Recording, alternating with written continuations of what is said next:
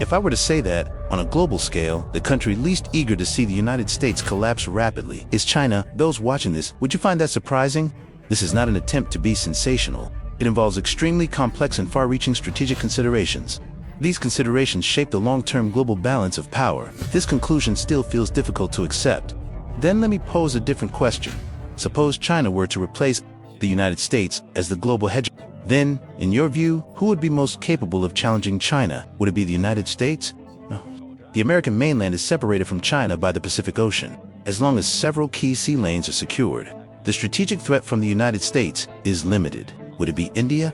Not that either. China shares an extensive land border and holds a clear geographical advantage over India. Regardless of how India develops, its northern frontier remains a persistent strategic weakness, one that could be exploited at any time. Is it Japan, South Korea, or Southeast Asia? Even less so. China's overall scale, compared with these countries, creates an overwhelming structural advantage. Once the United States withdraws, they would quickly align with the new dominant power. At this point, the answer becomes clear.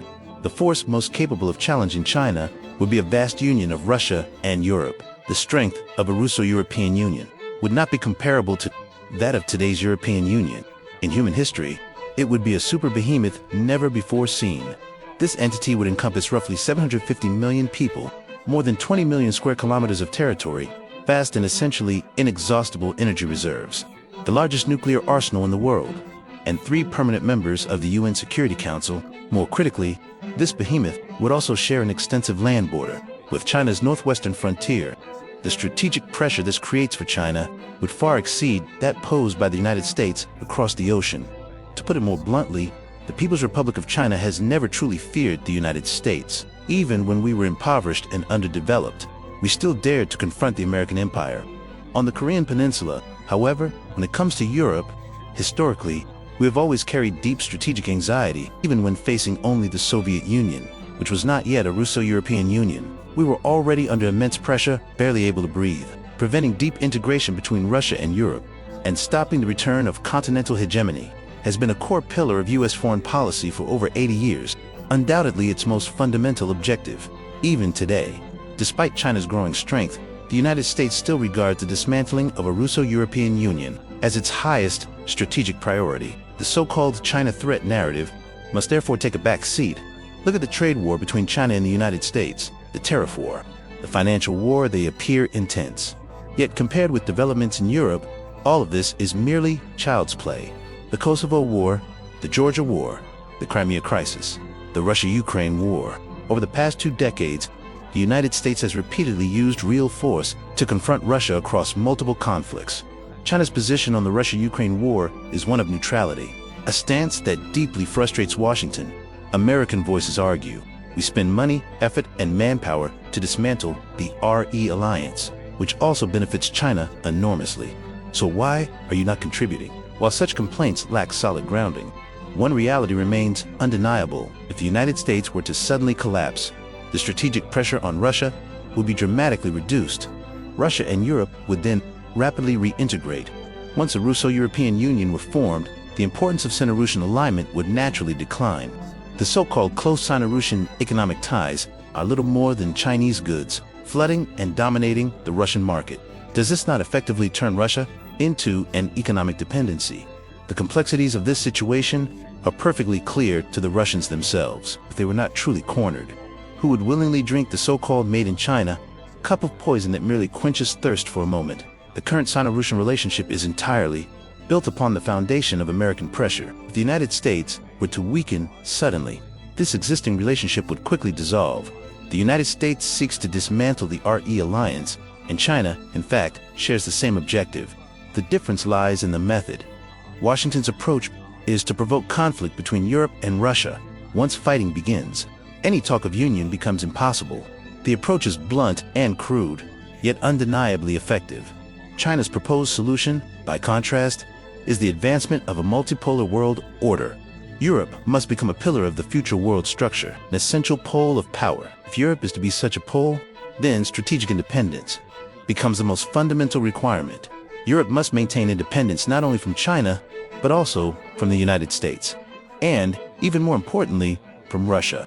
In the past, Europe either aligned itself with the United States or with Russia. Now, China's message is clear: aligned with no one. Just preserve Europe's fiercely independent character while maintaining an equal distance from both China and Russia. China is not just talking about this, it is actively taking action. Our chosen focus for support is France. The reason for selecting France is quite straightforward. France has a strong independent political tradition, neither yielding to the United States nor to Russia. It holds the most significant industrial capacity in Europe. France possesses the capital needed for strategic independence. It has the resources to sustain autonomy. France is a permanent member of the UN Security Council, and ideologically, it remains a leader in the Western world. For France to step up and take the role as the driver of European strategic autonomy is truly the most suitable choice. Hence, we can see that in recent years, China's support for France has been substantial. Macron's various initiatives, France's diverse proposals, the Paris Olympics, we have backed all of them vigorously. When Macron visited China, the reception he received was even higher than what Trump got, of course, due to historical traditions, U.S. military presence, and other factors. It is unrealistic for Europe to gain full strategic autonomy in the short term. This will require a long process, and ideally, this process should align with the gradual decline of the U.S. As the U.S. weakens a step, Europe gains a measure of independence. Another step of U.S. decline. Europe gains further independence only when the U.S. weakens enough to withdraw from Europe. Will European independence be fully realized?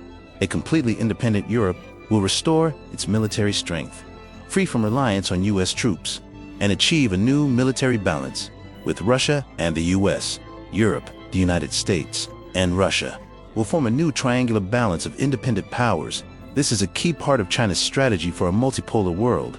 This is the political scheme Yang move of steaming out the bottom of the pot. That is its meaning. This is the situation in Europe. Latin America, South America, Africa, and the Middle East are in similar positions. These regions all need time to nurture new powers capable of replacing the U.S. When this transition is complete, the path toward global multipolarity will be set.